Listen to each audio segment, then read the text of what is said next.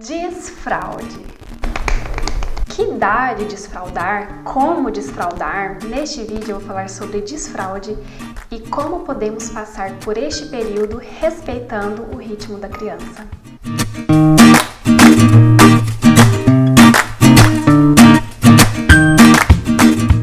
Olá, para quem não me conhece, eu sou Roberta Ração.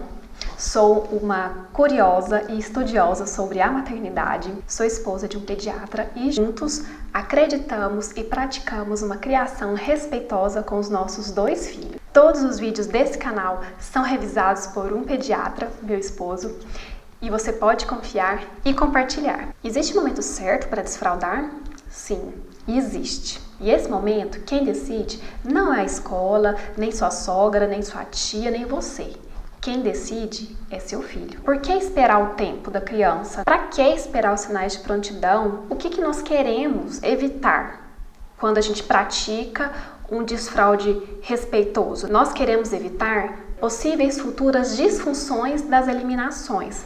Por exemplo, constipação, infecção do trato urinário, incontinência urinária, entre outras coisas. Então, o ideal é aguardar os sinais que a criança mostra que está pronta para iniciar o desfraude. Essa idade costuma ser entre 2 e 3 anos. Se seu filho passou dos 3 anos e ele ainda não apresentou nenhum sinal de desfraude, é indicado procurar um pediatra. Mas é importante não utilizar a idade para fazer comparações. Aqui já fica muito claro essa incoerência do desfraude coletivo praticado por algumas escolas, porque não respeita o tempo de cada criança. Algumas escolas impõem esse tipo de procedimento e ainda justificam como autonomia. Confundem esse desrespeito com o tempo da criança com autonomia. Isso cabe até um vídeo aqui sobre esse tema, porque realmente é muito complicado. E eu acredito assim, se a escola se dispõe a receber crianças pequenas, ela tem que se preparar, ela tem que adequar a estrutura para o recebimento dessas crianças de forma respeitosa. E vocês, pais e responsáveis, precisam exigir isso. Quais os sinais que eu devo observar no meu filho que mostram que ele está pronto para iniciar o processo de desfraude? Nem todas as crianças apresentam todos os sinais e não necessariamente precisam ser nessa ordem. O que eu vou apresentar aqui é o mais comum e é o que aconteceu com a nossa filha. Muito antes de se observar os sinais de prontidão, a gente precisa ir oferecendo algumas ferramentas necessárias para o desfraude. Por exemplo, desde o nascimento, a gente pode ter uma conversa franca com a criança, com o bebê, com o recém-nascido. Falando, eu vou trocar sua fraldinha, o que tem aqui? Xixi, cocô, foi só um pum. Então a criança, quando ela iniciar o desfraude, como eu falei, depois dos 2 anos, geralmente, já precisa saber a diferença de cada um, saber o que é xixi, saber o que é cocô, saber o que é pum, para ela conseguir verbalizar o que ela fez. O que você tá fazendo, Serena? O que mais? O que mais? Tudo no vaso? Por mais que seja difícil pra gente, algumas pessoas têm mais dificuldade, não passar essa ideia de que é nojento, de que é ruim, porque se a criança tiver essa ideia negativa em relação às suas eliminações, o processo de desfraude fica muito mais difícil. Não precisa mentir, nossa, que cheiro de rosas que tá esse cocô. Não pode falar que tá fedido. Os meus filhos, eu falo, que cheirinho de cocô, vamos trocar o cocô? Trocou o cocô, agora sim, agora tá legal. Então, eu nunca menti para os meus filhos falando que era cheiroso, cocô, mas também nunca fiz disso algo negativo. É como característica mesmo. O primeiro sinal que a gente observa na criança é quando ela começa a avisar o que ela fez. Mamãe, papai, fiz cocô, tem cocô. A gente tem que reforçar isso. Nossa, você fez cocô e me contou. Que bom! Nessa hora que a criança começa a avisar, ainda não está pronta para retirar a fralda, mas ela iniciou o processo de desfraude. O que a gente faz nesse período? A gente convida a criança a conhecer esse mundo do desfraude. Apresentar músicas, apresentar livrinhos, historinhas, o vaso, pinico, mostrar o redutor. Então é hora de você começar a mostrar para ela e dar ferramentas para ela continuar esse processo de desfraude. Vamos trocar o neném. Fraldinha. É a fraldinha, né? Cevada. Abadinha. Puxa. Cevadinha. Isso. Cevadinha. Então, deita o neném aqui pra gente trocar ele. Aí, puxa. Acabadinha. Agora tirei, puxa. Mamãe. Aqui, ó. Ele fez cocô? Tá com xixizeira? Mamãe. Como é que tá a fraldinha dele? Acabadinha. Você quer pegar outra fraldinha? Próxima vez, você quer sentar no vaso? Você quer tentar sentar no vaso? Você quer fazer xixi no vaso? Você quer fazer xixi no pinico? E convidar a criança para isso. Não precisa obrigar, não precisa a criança ficar sem fralda para entender isso, nada. É só apresentar. A criança começa a se incomodar com a fralda suja. Apenas se incomodar com a fralda não é sinal de prontidão, porque o meu filho de 1 ano e 4 meses, ele já se incomoda com a fralda, ele puxa a fralda para baixo, mas isso não é sinal de desfraude, porque ele faz isso com fralda limpa também. Ele está numa fase, como diz Freud, que ele estava na fase oral e agora ele passou para a fase genital, é curiosidade. Então, agora que a criança se incomoda com a fralda suja, o filho fez cocô, ele não se incomoda com a fralda suja, ok, você pode ir conversando, falou, ô filho, você fez cocô, você não avisou a mamãe? Você esqueceu de avisar a mamãe? Lembrar a criança de que ela precisa avisar. Eu lembro disso, que ela fazia cocô e não contava.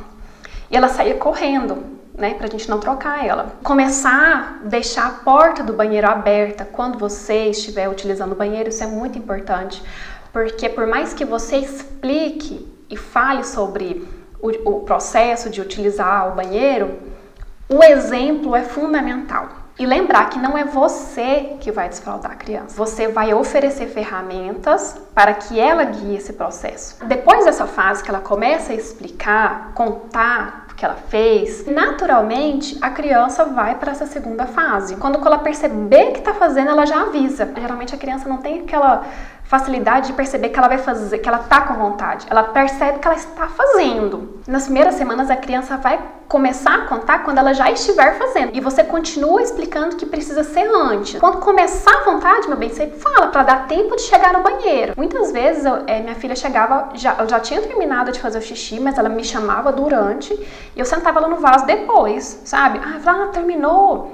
Você já fez tudo na fralda, não deixou nada pro vaso? Nessa fase, a criança está aprendendo a controlar os esfínteres. O que é esfíncter? Os esfínteres são estruturas musculares em forma de anel que circundam, que contornam os orifícios. Eles se abrem e se fecham, fazendo o controle da passagem das substâncias. O aprendizado desse controle, ele não é fácil. A criança, ela precisa aprender a manter essa musculatura fechada até chegar no vaso. Ao sentar no vaso, tem que relaxar essa musculatura, abrir esse canal. E se a gente não der esse tempo para a criança, podem surgir disfunções futuras. Nessa fase que a criança já começa a falar logo antes, a gente também não vai tirar a fralda. Vai continuar lendo historinhas, mostrando livrinhos e convidando a criança para sentar no vaso. Muitas vezes a criança vai molhar um pouquinho a fralda antes de chegar no vaso. E mesmo que ela sente no vaso e não faça nada, mas ela demonstrou o interesse de sentar no vaso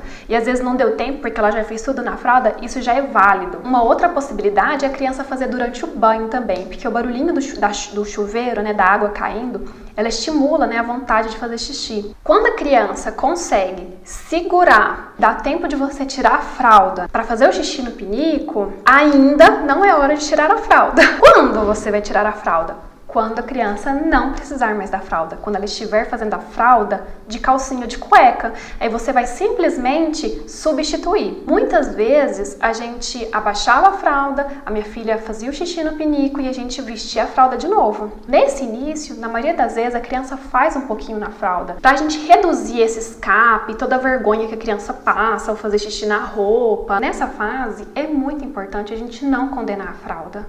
Nossa, você ainda usa fralda? Fralda é coisa de bebê, você já é rapaz, você já é moça, ela tem que se despedir da fralda de uma forma positiva, porque podem acontecer alguns imprevistos E a criança pode ter que usar a fralda, mas ela vai se sentir muito humilhada se ela voltar a usar a fralda.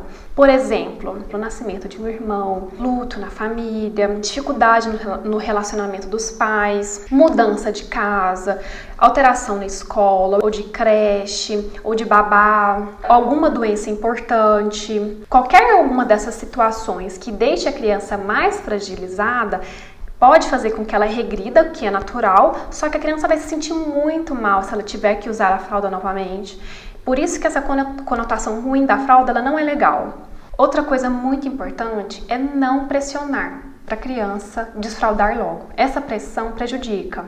Qualquer repreensão pode deixar a criança insegura. Fulano, Cicano, Beltrano, todo mundo já desfraudou, menos você. O que é muito diferente da gente usar uma outra pessoa como exemplo positivo. Sua priminha já desfraudou, que legal! Você quer saber como que ela desfraudou? Pergunta pra ela. Vamos perguntar pra ela se ela gosta? A gente pode utilizar como algo positivo, algum estímulo. E não competição ou comparação. Vem ver fulano aqui fazendo xixi, corre aqui, olha, tá fazendo xixi sozinho. Isso é muito importante, a criança fica muito empolgada quando vê outra criança fazendo. Outra coisa muito importante é que a gente tem que proporcionar segurança no vaso. A maioria das crianças tem medo de utilizar o vaso. Comparado com o tamanho da criança, é um buraco enorme. Existem alguns dispositivos que proporcionam isso, como o redutor de vaso, o banquinho de apoio para os pés. Proporciona essa segurança e essa tranquilidade que a criança precisa. Se a criança estiver preocupada